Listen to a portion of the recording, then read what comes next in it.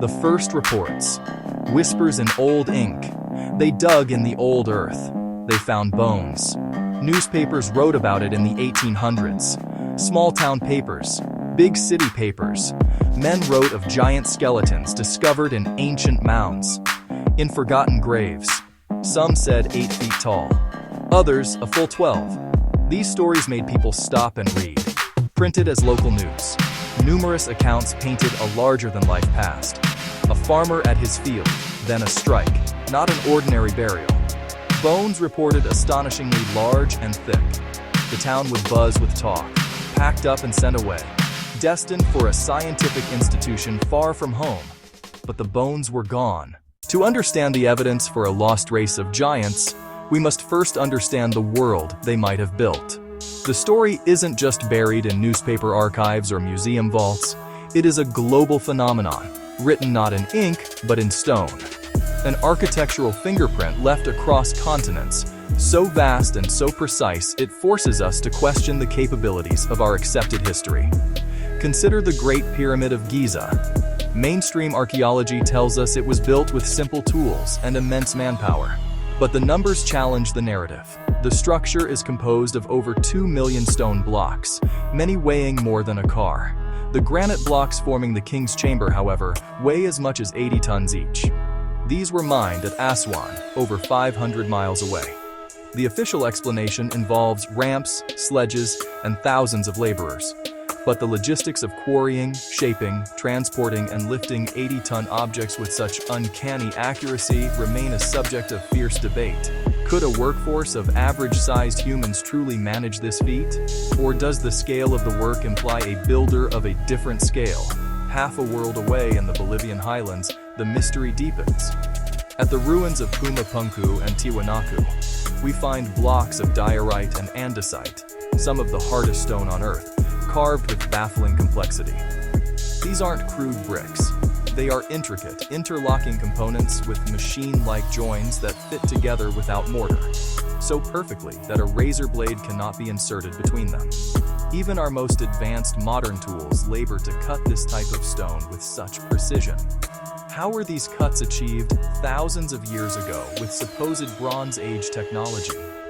Proponents of the giant theory argue that the sheer strength and leverage of a much larger being would make such tasks more feasible, turning monumental labor into a manageable construction project. But nowhere is the question of scale more pronounced than in the Bekaa Valley of Lebanon, at Baalbek. Here, the foundation of the Roman Temple of Jupiter rests on 3 colossal stones known as the Trilithon.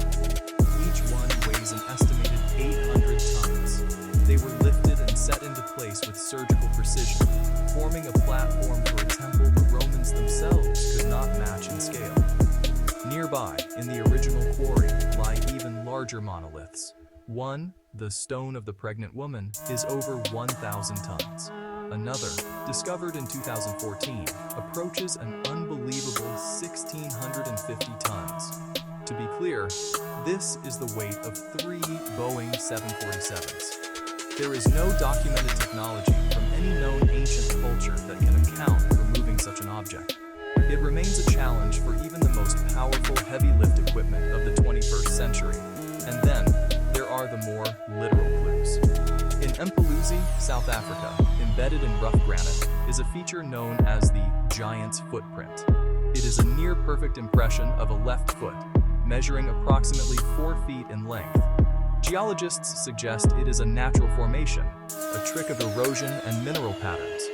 But to others, it is a fossilized track, a piece of direct physical evidence left by a being that would have stood between 25 and 30 feet tall. These megalithic enigmas, from Giza to Baalbek, create a crucial context. They present a problem of engineering that conventional history struggles to solve. When we consider the reports of giant skeletons, beings with the size and strength to make these impossible feats possible, the stone structures cease to be mere curiosities. They become potential evidence of a world built to a different scale, a world we are only now beginning to investigate. If the stories of the 19th century seem lost to time, one of the most controversial modern accounts emerged from a landscape just as ancient and unforgiving: the mountains of Afghanistan. Amid the fog of war, A narrative surfaced that defied all conventional understanding of the battlefield. The year was 2002. The setting, a remote sector near Kandahar. According to whistleblower testimony that would later circulate online, a U.S. Army patrol went missing. Radio silence, no distress call. They simply vanished. A special operations unit was dispatched to investigate. Their search led them up a desolate mountain trail, ending at the mouth of a large, dark cave. Scattered near the entrance was the missing patrol's gear, but there were no signs of a conventional firefight. Something was wrong. As the team prepared to enter, a massive figure emerged from the darkness. It was humanoid, but its scale was impossible. Accounts place its height between 12 and 15 feet. It had fiery red hair and a thick, matted beard. Its skin was weathered, and its stench was described as being like a corpse left in the sun. The creature reportedly had 6 fingers on each hand and 6 toes on each foot. It was wielding a massive, pike-like spear. Before the soldiers could fully process the sight, it lunged. One soldier, identified in the story only by the name Dan, was struck and impaled. The team opened fire. The engagement was reportedly short and brutal, lasting only 30 seconds. The soldiers concentrated their fire on the creature's head and chest. The target fell under the sustained high-caliber fire. The threat was neutralized. But the problem had just begun. The unit radioed in, reporting a hostile EKIA, enemy killed in action, but one of extraordinary size. A heavy-lift helicopter was allegedly called in. The body was too large and heavy to move by hand. It was netted, airlifted from the mountain, and loaded onto a C-130 transport plane. Then, it was flown to an unknown destination, never to be seen again. The soldiers involved were allegedly forced to sign non-disclosure agreements, rewriting their after-action reports to omit the giant. They were sworn to absolute silence. Officially, the event never happened. The Department of Defense has no record of it. No official confirmation exists. Skeptics rightly point out the story's origin in online forums and late-night radio shows, lacking any verifiable evidence.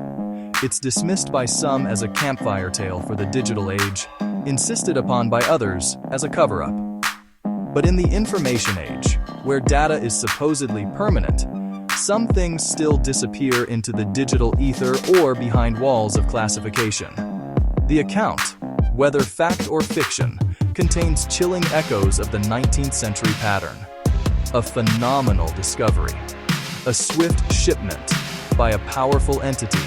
And then, deafening silence. It begins in the archives, in the brittle, yellowed pages of newspapers from a century ago. The New York Times, The Sun, Scientific American, local papers from the Ohio Valley to the coast of California.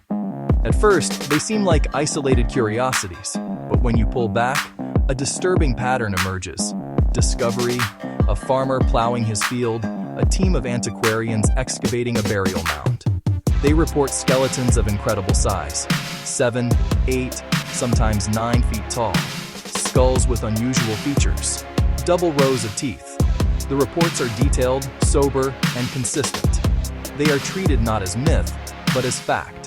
Then comes the next step in the pattern, the handoff.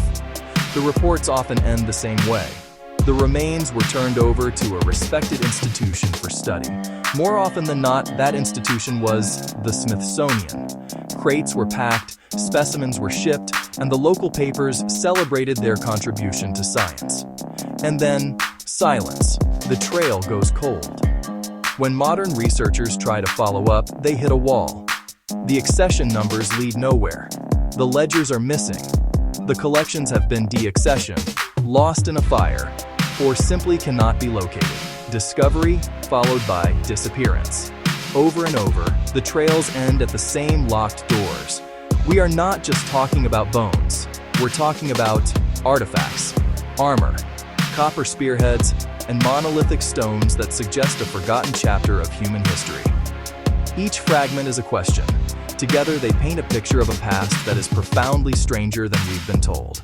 A past with proof that seems too big to ignore. The simplest answer is that these were just tall tales, the exaggerations of a less scientific time. That records get lost and rumors grow in the dark. But another, more unsettling answer suggests this is not loss, but deliberate omission, a silence heavier than simple error. The evidence doesn't demand belief. It demands investigation. It invites curiosity. So we must ask the question, is it possible that evidence of a different kind of human, a giant of our ancient past, was systematically gathered and then hidden away? Is our true history being suppressed to protect the current, accepted narrative of our origins? If you demand answers and want to join investigations built on sourced archives and hard questions, subscribe to Silent Apex. We follow the paper trail, no matter where it leads. Stay curious.